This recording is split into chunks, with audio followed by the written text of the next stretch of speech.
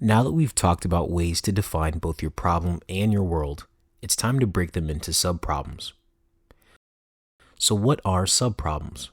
Complex problems are sometimes hard to solve as a whole, and as such, it may make sense to simplify your larger problem into subproblems so each one is a bite-sized chunk. When you first model a world, it's hard to know whether your chunks are the right size. In these cases, you make hypotheses for what works and conduct experiments. In addition, you may try alternative approaches for your problems for each of the hierarchical levels and pipeline steps. So when is your choice of subproblem incorrect? Only if none of your methods can solve them. In Section 3, we'll arm you with some methods to try before you go all the way back to the drawing board and redevelop your problem organization. Problem worlds often come with an innate hierarchy. Naturally, this may prompt the question, which levels of the hierarchy should be modeled? For example, the US stock market can be modeled as a whole or at the index level. Think the Dow Jones for individual stocks.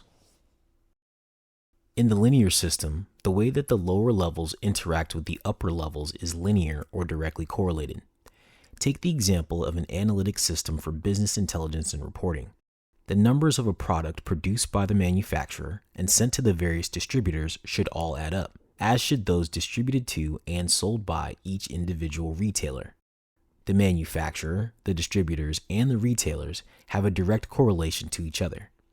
In a nonlinear system, if you were to look at your skin, for example, the way that cells interact is not related linearly to the way that an organ functions. Thus, this is a nonlinear system. In addition, the objectives of your model may be different based on their hierarchy level. An aggregate model of a country's economy relies on averages, where by contrast, a model built for the economy of a small town would need to take into account the effect of local business networks and relationships. It can't run based on averages alone and expect to be accurate. So what happens if you can't find a good pattern to analyze at your chosen hierarchy level? Try other ones. What if nothing works? Then go data-driven with your analysis and identify groups based on how the data organizes itself.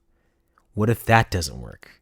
In this case, you don't have any hierarchy-based patterns in the world data, and potentially no hierarchy levels to analyze. However, the chances are that you'll find a pattern somewhere. In certain instances, you may need to model more than one level at the same time.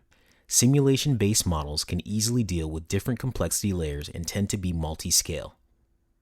Computational mechanics methods have the ability to model everything from materials to compound pieces and components.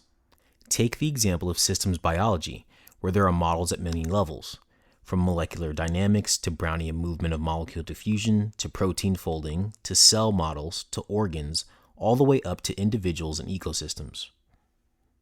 Hierarchical modeling may also require propagation of modeling results at every level of hierarchy. In an agent-based simulation of the stock market, agents may need to model a national stock exchange behavior and the behaviors of individual traders, but both levels are interdependent and propagable.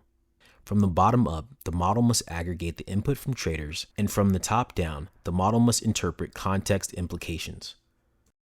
Kato AI.